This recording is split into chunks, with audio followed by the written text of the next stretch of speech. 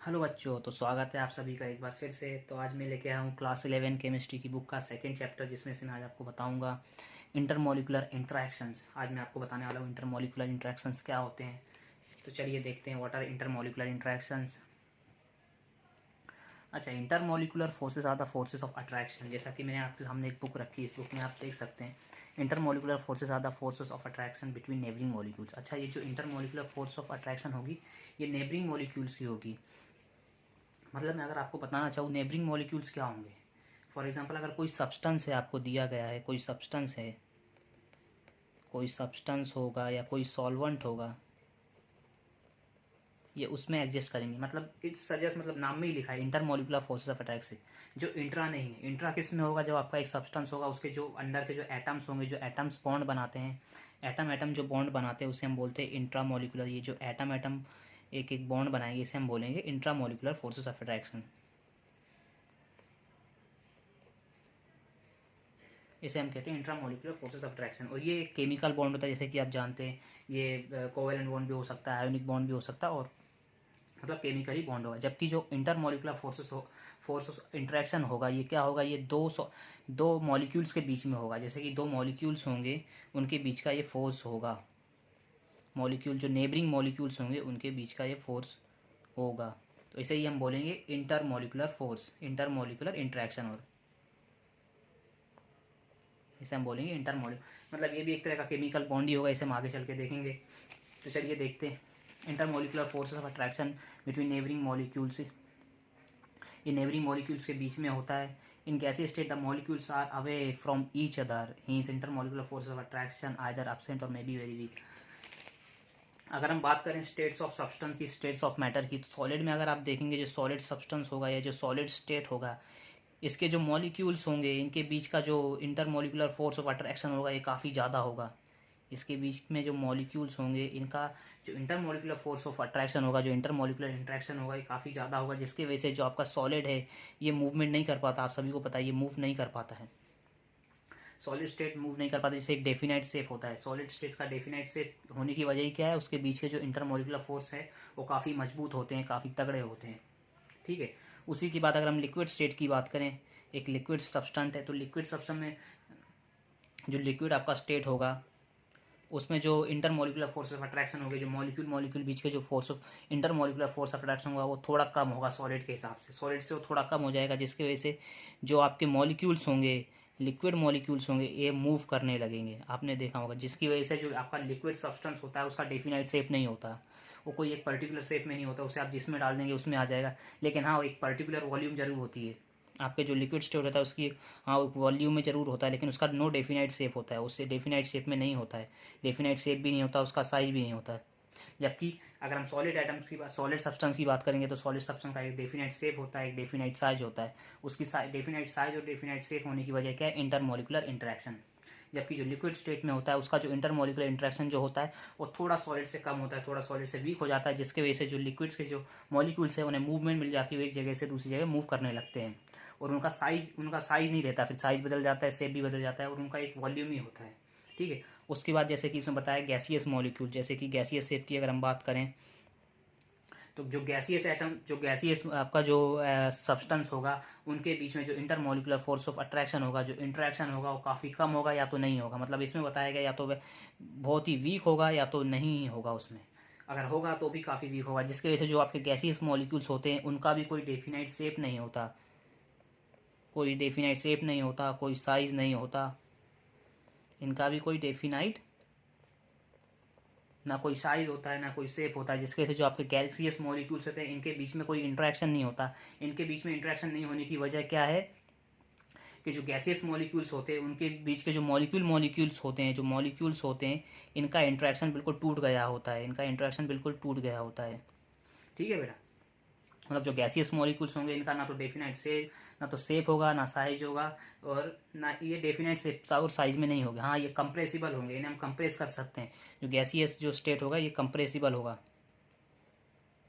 इसे हम कंप्रेस कर सकते हैं और एक्सपांड कर सकते हैं, एक्सपांडेड भी होगा। जबकि जो आपके जो ये ऊपर ऊपर के जो दो स्टेट हैं, जैसे कि सॉलिड स्टेट हुआ, लिक्विड स्टेट हुआ, ये कंप्रेसिबल नहीं होंगे। हाँ, लिक्विड स्टेट थोड़ा बहुत कंप्रेसिबल होगा, लेकिन सॉलिड स्टेट बिल्कुल भी कंप्रेसिबल नहीं होगा। ठीक है, तो अब हम आके देखते हैं।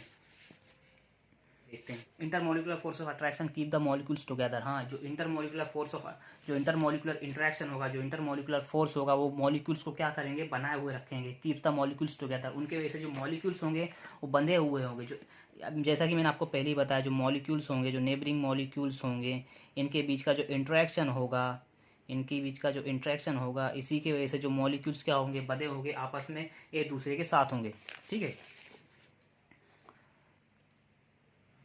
Intermolecular forces of attraction keep the molecules together in, and intramolecular forces of attraction hold the constituent atoms of the molecules intact in the molecule and is due to formation of chemical bond between the atoms।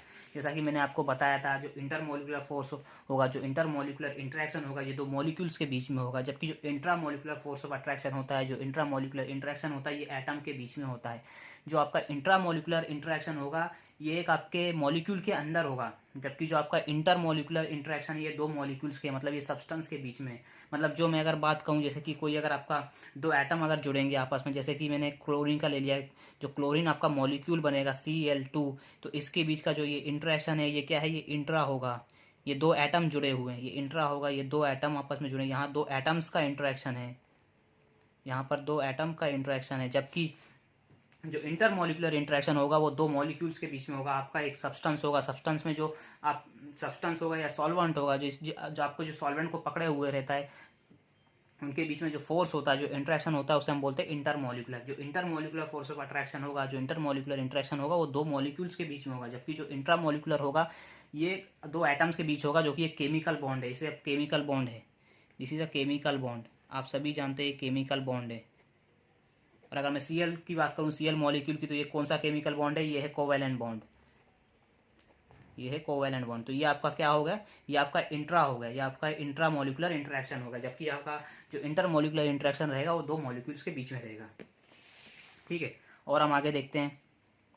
और ये inside the molecule है। ये अगर मैं intra की बात करूं, तो इनसाइड द मॉलिक्यूल होगा। जबकि जो इंटरमोलिकुलर है, वो मॉलिक्यूल्स के बाहर होगा, दो मॉलिक्यूल के बीच में होगा। ठीक है। अब अच्छा, intermolecular forces of attraction are much smaller than the intramolecular forces of attraction. देखा आपने, जो आपका जो मॉलिकुलर फोर्सेस ऑफ अट्रैक्शन होगा, जो आपका इंटरमोलिकुलर फोर्स ऑफ अट्रैक्शन होगा, जो दो मॉलिक्यूल के बीच में होगा। इंटरमोलिकुलर इंटरेक्शन में लिख देता हूँ, इंटरमोलिकुलर इंटरेक्शन, ये क्या होगा, दो मॉलिक्यूल के बीच में होगा। जो मॉलिक्यूल के बीच में होगा, मॉलिक्यूल के बीच में होगा, ये काफ़ी छोटा होगा, स्मॉल होगा, एज कंपेयर टू इंटरमोलिकुलर, जो एटम के बीच में होगा। जो एटम के बीच में होगा, ये आपका क्या है, ये इंट्रा है, ये बड़ा होगा इससे। मतलब जो आपका इंटरमोलिकुलर फोर्स ऑफ अट्रैक्शन बेटा होगा, वो इंट्रा से छोटा होगा। जो आपका इंटरमोलिकुलर फोर्सेस, जो मॉलिक्यूल के बीच में जो इंटरेक्शन होगा, वो होगा इंटर, और वो काफ़ी छोटा होगा किससे, इंट्रामोलिकुलर से, जो एटम और एटम के बीच में होता है। इसका एक एग्जांपल भी दिया है उन्होंने, वो हम एग्जांपल देंगे। एग्जांपल में मैं आपको समझाऊंगा। For example, melting 1 mole of solid ice. अच्छा, सॉलिड आइस का इन्होंने एग्जांपल दिया। For melting of 1 mole of solid ice 6.3 kg of energy is required. अच्छा, अगर हमें 1 मोल सॉलिड आइस को अगर हमें मेल्ट करना है, तो 6.3 kg ऑफ एनर्जी लग रही है। जबकि 41 kg of energy is required for evaporation of 1 mole of liquid water. उसकी बाद मेल्ट करने के बाद हमें उस लिक्विड को एवापोरेट करने के लिए कितनी, 41 kg एनर्जी जा रही है। उसके बाद however the breaking of 2 OH bonds from 1 mole of water very high energy 930 kg is required। तो हमें वो क्या बताना चाह रहे हैं, ये देखिए। जैसा कि मैं आपको एग्जांपल में उन्होंने बताया कि अगर मैं 1 मोल ऑफ वाटर लूँ, 1 मोल ऑफ वाटर का उन्होंने एग्जांपल दिया है। 1 मोल ऑफ वाटर लिया, जो कि आइस लिया है। तो अगर मुझे आइस से इसे मेल्ट करना है, मैंने इसे मेल्ट कर दिया, मुझे अगर मेल्ट करना है, तो मुझे कितनी एनर्जी लग रही है, 6.3 kg एनर्जी मुझे लग रही है। आइस से मुझे वाटर बनाने में कितनी एनर्जी लग रही है, आइस से मुझे लिक्विड वाटर बनाने में कितनी एनर्जी लगी, 6.3 kg। मतलब 1 मोल उन्होंने मुझे आइस दिया था, मैंने आइस लिया। आइस क्या है, सॉलिड फॉर्म ऑफ वाटर है। सॉलिड फॉर्म ऑफ वाटर को मैंने लिया, उसे मैंने हीट किया, एनर्जी दी। वो एनर्जी कितनी लगी, 6.3 किलो जूल। और उस एनर्जी देने के बाद वो क्या होगा, वाटर हो गया, लिक्विड में बन गया। और इसी लिक्विड को मुझे एवापोरेट करने में कितनी, 41 किलो जूल एनर्जी लगी। मतलब इसे मुझे एवापोरेट करने में, मतलब मैंने क्या किया, फिर उसी लिक्विड वाटर को फिर से हीट और एनर्जी देना शुरू की, जिससे कि वो उबलना चालू हो गया और बॉयल होना चालू हो गया। वो बॉईल होना शुरू हो गया। मतलब उसे बॉईल करने के लिए फिर मुझे कितनी एनर्जी लगी, 41 kg ऑफ जूल। फिर इसी लिक्विड वाटर को मैंने क्या किया और इसे एनर्जी दी।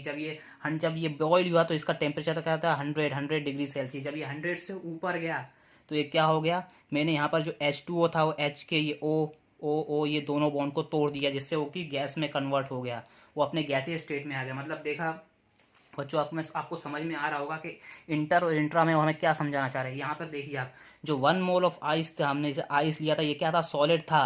मतलब ये मॉलिक्यूल्स के बीच में इंटरमोलिकुलर फोर्स ऑफ अट्रैक्शन था। मतलब यहाँ पर हमने क्या किया है, जो इंटरमोलिकुलर फोर्स था, जो इंटरमोलिकुलर इंट्रैक्शन था, उसे हमने तोड़ा है। उसे तोड़ने के लिए हमें कितनी एनर्जी लगी, 6.3 किलो जूल। उसके बाद हमने फिर उसी को लिया, लिक्विड वाटर को लिया, उसे बॉईल करना शुरू किया। मतलब जो उनके इंटरमोलिकुलर फोर्स था, इंटरमोलिकुलर इंट्रैक्शन था, उसे कमजोर करने के लिए, बॉईल करने के लिए फिर हमने कितना दिया, उसे एनर्जी दी 41 किलो जूल। फिर उसी लिक्विड वाटर को जब उनके जो इंटरमोलिकुलर इंट्रैक्शन था जब टूट गया, हमने जो मॉलिक्यूल के बीच के जो इंट्रैक्शन थे उसे तोड़ दिया है यहाँ पर। मतलब जो इंटरमोलिकुलर इंट्रैक्शन था,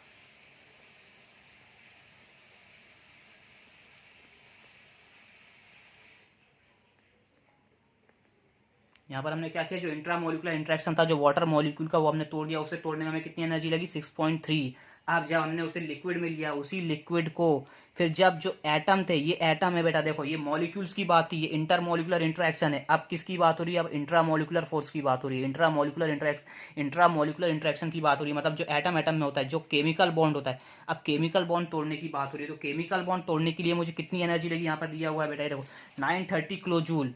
930 किलो जूल, 930। मतलब मुझे जब इंटरमोलिकुलर की बात थी तो मुझे ज़्यादा एनर्जी देनी नहीं पड़ी, 6.3 किलो जूल ही लगी। लेकिन जब इंट्रामोलिकुलर की बात आई, जब एटम के बॉन्ड तोड़ने की बात आई, जब केमिकल बॉन्ड तोड़ने की बात आई, तो मुझे 930 किलो जूल एनर्जी देनी पड़ी बेटा। मतलब यही वो बताना चाह रहे हैं कि जो इंटरमोलिकुलर इंटरेक्शन होगा वो काफ़ी छोटा होगा, काफ़ी छोटा होगा।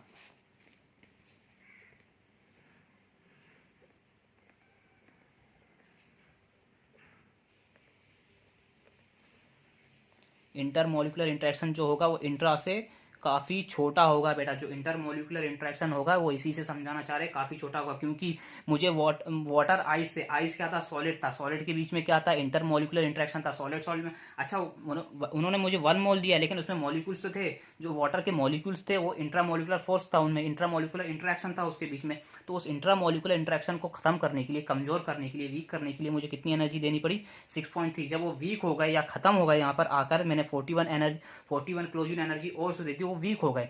उसके बाद जब बात आई बॉन्ड की, केमिकल बॉन्ड की, एटॉमिक बॉन्ड की, जो तोड़ने की बात आई, तो मुझे कितनी एनर्जी लगी, 930 kg। जिससे कि जो ऑक्सीजन अलग हो गया, ये ऑक्सीजन अलग हो गया, ये हाइड्रोजन अलग हो गया, वो गैस में चले गया। मतलब उन्होंने अपना स्टेट ही बदल दिया। मतलब वो सॉलिड से लिक्विड में आया, लिक्विड से वो गैस में पहुंच गया। मतलब एक स्टेट से दूसरे स्टेट में पहुंच गए वो। तो यहाँ पर मुझे इंट्रा मॉलिक्यूल, जो इंट्रा उनके बॉन्ड थे, जो एटम के बॉन्ड थे, उन्हें तोड़ने में मुझे 930 kg जूल लगी, जो कि इंट्रा मॉलिकुलर बॉन्ड थे। मतलब वो यही बताना चाह रहे हैं कि जो इंटर मॉलिकुलर फोर्स होगा वो काफ़ी छोटा होगा इंट्रा से। ठीक है बेटा, यहाँ तक आपको बात समझ में आई होगी। आगे देखते हैं। अच्छा, liquid state and solid state are the result of intermolecular forces of attraction. अच्छा, तो जो लिक्विड स्टेट है बेटा, जो आपके स्टेट्स ऑफ मैटर होते हैं, इनकी वजह क्या है, इंटरमोलिकुलर फोर्सेस ऑफ अट्रैक्शन। ये मुझे लगता है गए लेक्चर में मैंने बताया था आपको। तो जो तीनों भी जो स्टेट हैं, जो सॉलिड हैं, लिक्विड हैं और गैसियस हैं, इनकी होने की वजह क्या है, just because of intermolecular forces of attraction.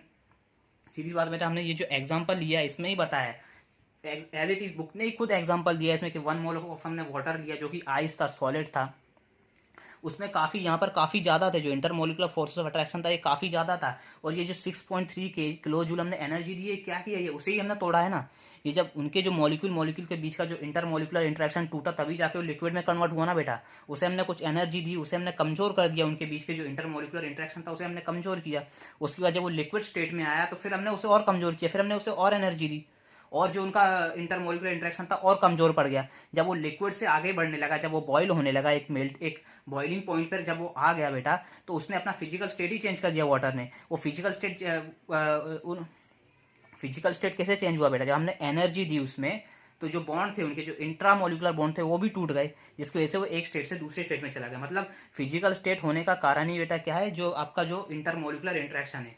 मतलब जैसे ही जैसे आप एनर्जी देंगे, आप थर्मल एनर्जी देंगे, आपका जो इंटरमोलिकुलर इंटरेक्शन है कमज़ोर पड़ता जाएगा और आपके सब्सटेंस को मोशन मिल जाएगा, एक मोशन में आ जाएगा। यहाँ सॉलिड में देखिए यहाँ पर कम मोशन है, लिक्विड में मोशन करने लगेगा और गैसियस तो बिल्कुल फ्रीली मूव करने लगेंगे आपके, ठीक है बेटा। तो ये किसकी वजह से है, जो आपके फिजिकल स्टेट बन रहे हैं इंटरमोलिकुलर इंटरेक्शन की वजह से, इंटरमोलिकुलर इंटरेक्शन, ठीक है बेटा। और हम आगे बढ़ के देखते हैं, ठीक। हायर मेल्टिंग पॉइंट्स और boiling points indicate presence of strong intermolecular forces of attraction. अच्छा, अब कोई भी सब्सटेंस है या कोई भी सॉल्वेंट है बेटा, आपको दिया जाता है, कभी कभी कहा जाता है कि इसका मेल्टिंग पॉइंट या बॉइलिंग पॉइंट काफ़ी ज़्यादा है, इसका बॉइलिंग पॉइंट या तो मेल्टिंग पॉइंट काफ़ी ज़्यादा है। तो उस बॉइलिंग पॉइंट या मेल्टिंग पॉइंट ज़्यादा होने की वजह क्या होती है, उनके बीच का इंटरमोलिकुलर फोर्स बेटा। मतलब जितना ज़्यादा उनके बीच इंटरमोलिकुलर फोर्स होगा, जितना ज़्यादा मॉलिक्यूल मॉलिक्यूल के बीच में इंटरेक्शन होगा, उतनी ज़्यादा हमें हीट देनी पड़ेगी ना, एनर्जी देनी पड़ेगी, तब जाके वो बॉन्ड टूटेगा, तब जाके वो उनके बीच के जो इंटरेक्शन होगी खत्म होगी, तभी तो जाके वो मेल्ट होगा या फिर बॉयल होगा। मतलब किसी भी सब्सटेंस का या सॉल्वेंट का ज़्यादा मेल्टिंग पॉइंट होना या बॉइलिंग पॉइंट होना क्या इंडिकेट करता है हमें, कि उनके बीच का जो मॉलिक्यूल मॉलिक्यूल बीच का इंटरमोलिकुलर फोर्स है। इंटर की बात करो बेटा, मैं इंट्रा नहीं, इंट्रा किस में होगा, इन द मॉलिक्यूल, मॉलिक्यूल के अंदर की, मॉलिक्यूल के बाहर की बात करें हम, सब्सटेंस की, एक सॉल्वेंट की बात करें कि अगर किसी भी सब्सटेंस या सॉल्वेंट का मेल्टिंग पॉइंट या तो बॉइलिंग पॉइंट अगर ज़्यादा होगा, हाई होगा, तो उनके बीच का जो इंटरमोलिकुलर इंटरेक्शन होगा वो काफ़ी ज़्यादा होगा। उनके जो नेबरिंग मॉलिक्यूल्स होंगे उनका जो इंटरेक्शन होगा, उनका जो इंटरमोलिकुलर फोर्स होगा, इंटरेक्शन होगा, वो काफ़ी ज़्यादा होगा, जिसकी वजह से उनका बॉइलिंग पॉइंट हाई होगा, मेल्टिंग पॉइंट हाई होगा। ठीक है बेटा, आगे चलते हैं, हम आगे देखते हैं। अच्छा, तो इनके टाइप्स क्या है, इंटरमोलिकुलर फोर्स के टाइप्स कितने होते हैं, ये जनरली ये 3 टाइप के होते हैं। तो पहला हम देखेंगे, पहला टाइप है यहाँ पे बेटा देखो, डाइपोल डाइपोल इंटरेक्शन। यहाँ पर डाइपोल डाइपोल इंटरेक्शन दिया गया है। यहाँ पे डाइपोल डाइपोल इंटरेक्शन कैसा होगा बेटा, इसका भी मैं आपको एक एग्जांपल देता हूँ, उसने एग्जांपल दिया है। डाइपोल में क्या होगा, आपका जो सॉल्वेंट है या सब्सटेंस है वो उसमें पोलैरिटी होनी जरूरी है। जैसे कि यहाँ पर एग्जांपल दिया है HCl का एग्जांपल दिया है। तो HCl एक कॉमन, मतलब मैं HCl को एक कॉमन सॉल्वेंट मान के चलता हूँ। तो HCl जो सॉल्वेंट होगा, ये आप सभी को पता है, ये चीज़ है सॉल्वेंट, और ये एसिड है, हाइड्रोक्लोरिक एसिड है। तो इसके बीच में जो इंटरेक्शन होगा, जो HCl सॉल्वेंट में इंटरेक्शन होगा, वो कैसा होगा, तो HCl में जो इंटरेक्शन होगा वो होगा dipole dipole type, dipole dipole type. क्योंकि HCl एक पोलर सॉल्वेंट है, हम सभी को पता है HCl पोलर सॉल्वेंट। HCl अगर टूटेगा तो कैसे टूटेगा, आप सभी को पता है H+Cl-। तो इसमें 2 पोल है, यहाँ पर पार्शियली पॉजिटिव चार्ज, यहाँ पर पार्शियली नेगेटिव चार्ज है, तो इसकी वजह से ये HCl जो है वो एक पोलर सॉल्वेंट है। तो HCl में जो इंटरमोलिकुलर फोर्स होगा, जो इंटरमोलिकुलर इंटरेक्शन होगा, वो कैसा होगा, देखिए HCl आप सभी को पता है, जो HCl के बीच में ये जो बॉन्ड है, क्लोरीन जो कि मोर इलेक्ट्रोनेगेटिव है, जिसकी वजह से जो अपनी जो इलेक्ट्रॉन क्लाउड अपनी तरफ खींचेगा, जो ये बॉन्ड के जो दोनों इलेक्ट्रॉन से अपनी तरफ खींचेगा, जिसकी वजह से उस पर पार्शियली नेगेटिव चार्ज आएगा, जो कि हाइड्रोजन के यहाँ से इलेक्ट्रॉन चले जाएंगे, जिसकी वजह से उस पर पार्शियली पॉजिटिव चार्ज आएगा। अब यहाँ पर 2 पोल तैयार हो गए हैं, 2 पोल तैयार हो गए, जिसकी वजह से हम बोलेंगे इसमें डाइपोल डाइपोल इंट्रैक्शन। अब जो यहाँ पर ये है मॉलिक्यूल HCl का, ऐसे ही कई मॉलिक्यूल होंगे HCl सॉल्वेंट में, तो वो क्या करेंगे, यहाँ पर भी एक H होगा, एक Cl होगा, यहाँ पर भी उस पर पार्शियली नेगेटिव चार्ज होगा, यहाँ पर पार्शियली पॉजिटिव चार्ज होगा। तो क्या होगा, जो ये Cl- है और जो S है, जो ये निगेटिवली चार्ज जो 2 पोल हैं, ये नेगेटिव है, ये पोल है, ये नेगेटिव है, ये पॉजिटिव है, दोनों आपस में पास आएंगे और यहाँ पर बॉन्ड बनाएंगे। समझ गए बेटा। वैसे ही फिर से यहाँ पर एक S होगा, एक Cl होगा, यहाँ पर नेगेटिवली पार्शियली पॉजिटिव चार्ज होगा, पार्शियली नेगेटिव चार्ज होगा, और यहाँ पर ये फिर से बॉन्ड बनाएगी। तो ये इनके बीच का इंटरेक्शन क्या होगा, डाइपोल डाइपोल इंटरेक्शन, क्योंकि ये एक डाइपोल सॉल्वेंट है, जिसकी वजह से ये आपस में इंटरेक्शन बनाने लगेंगे सॉल्वेंट के अंदर ही। तो बेटा आपको समझ में आया डाइपोल डाइपोल इंटरेक्शन कैसा होगा।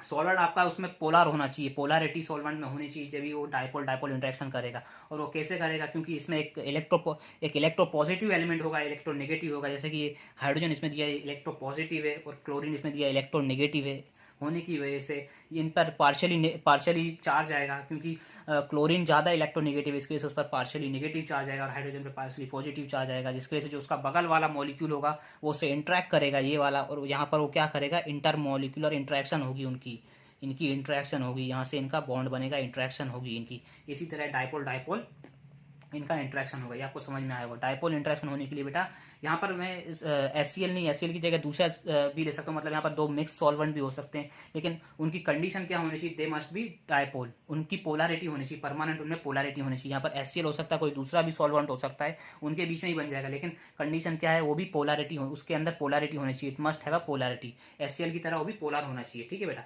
अच्छा, हम इसका दूसरा आप देखेंगे, दूसरा टाइप क्या है, डायपोल इंड्यूस्ड इंटरेक्शन। अच्छा, दूसरा जो इसका टाइप है वो है डायपोल इंड्यूस्ड।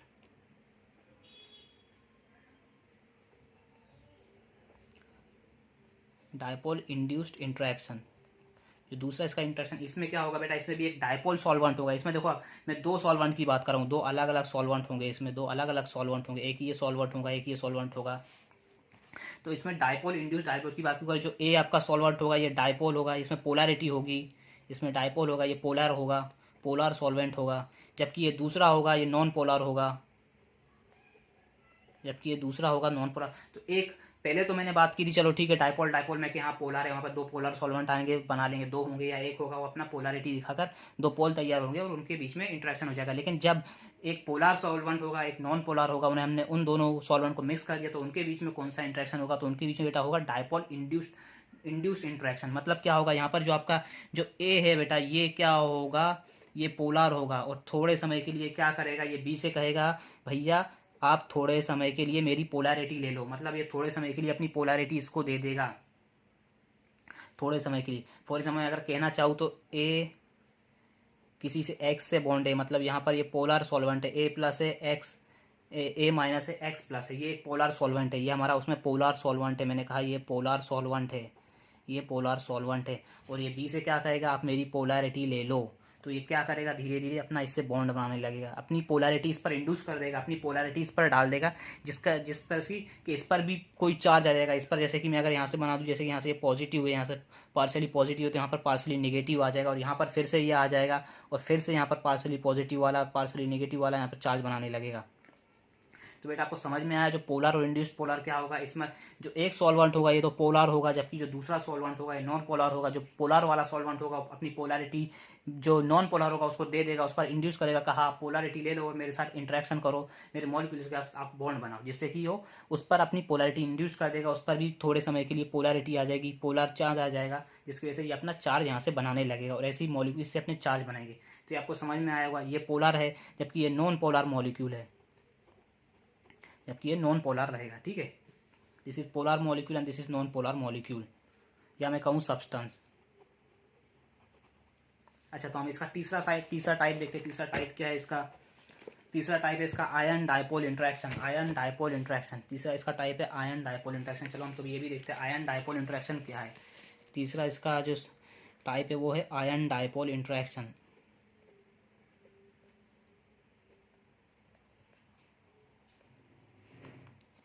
अच्छा बेटा, इसमें क्या होगा, एक आयन होगा और एक डायपोल होगा, दोनों मिलके इंटरेक्शन बनाएंगे। अच्छा, आयन आप सभी को पता है आयन कैसे फॉर्म होगा, जब कोई एक मैं कहूँ आयोनिक बॉन्ड, कोई आयोनिक बॉन्ड टूटेगा या कोई आयोनिक सब्सटेंस होगा, कोई आयोनिक क्रिस्टल होगा, तो जाके आयन तैयार होंगे। मैं एग्जांपल बताता हूँ, ठीक है। यहाँ पे NaCl मैंने NaCl लिया और इसे वाटर में डाल दिया। अच्छा, तो NaCl यहाँ पर क्या है, ये एक आयोनिक कंपाउंड है, this is an ionic compound. जबकि वाटर क्या है, पोलर सॉल्वेंट है, वाटर में पोलैरिटी है, permanent polarity, water polar solvent है।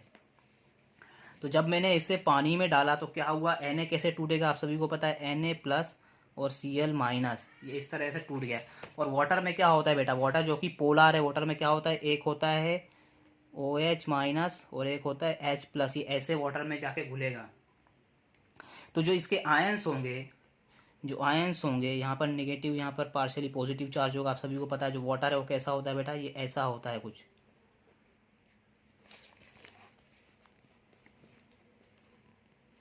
ये OH minus H plus OH minus, जबकि इस पर पार्शियली पॉजिटिव और पार्शियली नेगेटिव चार्ज होगा। तो जो आयंस होंगे, जो अपोजिटली चार्ज आयंस होंगे, वो अपोजिटली चार्ज जो पोलर मॉलिक्यूल होंगे उनके मॉलिक्यूल से चिपकने लगेंगे। जैसे कि मैंने NaCl को वाटर में डाला, तो जो Na प्लस होगा ये अपना किससे बॉन्ड बनाने लगेगा, जो OH माइनस है जिस पे पार्शियली नेगेटिव चार्ज है। जबकि जो Cl माइनस होगा ये किससे बॉन्ड बनाने लगेगा, H प्लस से जिस पर पार्शियली पॉजिटिव चार्ज है। ये मतलब जाकर चिपक जाएंगे। कुछ इस तरह आयन और डायपोल में बॉन्ड क्रिएट हो, मतलब कुछ इस तरह आयन और डायपोल में इंटरेक्शन होगा, कुछ इस तरह आयन और डायपोल में इंटरेक्शन होगा। ये NaCl को मैंने वाटर में डाला, वो Na+Cl- टूट गया, जबकि वाटर क्या था उसमें OH- था, पार्शियली नेगेटिव चार्ज था, H+ पर पार्शियली पॉजिटिव चार्ज था। तो जो Na+ था वो पार्शियली नेगेटिव चार्ज से जाके चिपक गया, पार्शियली नेगेटिव चार्ज से जाके उसने बॉन्ड बना लिया, और जो Cl- था उसने H+ से जाके बना लिया। ऐसे ही कई सारे मॉलिक्यूल होंगे और कई सारे मॉलिक्यूल उनके आजू बाजू चिपके होंगे, यहाँ पर फिर लगा होगा, यहाँ पर एक लगा होगा, यहाँ पर एक लगा होगा, ऐसे ही उसी तरह यहाँ पर भी चिपके हुए होंगे काफ़ी, ये काफ़ी H+ से इसने बनाकर रखा होगा, इस तरह कुछ लगे होंगे, समझ गया। उसी तरह यहाँ पर भी काफ़ी OH- होंगे इसके पास, ऐसे ऐसे ऐसे। मतलब तो आयन आयन डायपोल में बेटा क्या होगा, आपको समझ में आया होगा कि जो आयन लूँगा, मैंने कॉमन सॉल्ट लिया आपका NaCl लिया, जिसमें आयन फॉर्म हो सके। आयन आयन किस में फॉर्म होंगे, जो आयोनिक कंपाउंड है। मैंने आयोनिक कंपाउंड को क्या किया, पानी में डाल दिया। पानी क्या है, एक पोलर सॉल्वेंट है, तो क्या हुआ, जो आयन था वो कटायन और अनायन से जाके अलग अलग हो गए, कटायन बना, एक अनायन बना, जबकि जो पोलर सॉल्वेंट था उसमें एक पार्शियली नेगेटिव चार्ज, एक पार्शियली पॉजिटिव, मतलब दो पोल हैं उसमें, पोलैरिटी है। तो जो कटायन होगा वो पार्शियली नेगेटिव चार्ज से जाकर चिपकेगा, और जो अनायन होगा वो पार्शियली पॉजिटिव चार्ज से चिपक के इंट्रैक्शन करेगा। तो ठीक है बेटा, आज के वीडियो में आपको इतना समझ में आया होगा। मैंने बताया इंट्रैक्शन क्या होते हैं, उसके टाइप्स क्या होते हैं, कैसे कौन कौन से इंट्रैक्शन होते हैं। इंट्रैक्शन की वजह से जो फिजिकल स्टेट है वो चेंज होते हैं। इंटरमोलिकुलर इंट्रैक्शन की वजह से जो आपके फिजिकल स्टेट है, सॉलिड है, लिक्विड है, गैसेस है, उसी पर डिपेंड करते हैं। जितनी ज़्यादा आपकी इंटरमोलिकुलर फोर्स ऑफ अट्रैक्शन होगा, उतने ज़्यादा आपके सब्सटेंस का बॉइलिंग पॉइंट और मेल्टिंग पॉइंट ज़्यादा होगा। तो आज के लिए बेटा इतना ही, आगे फिर देखेंगे हम।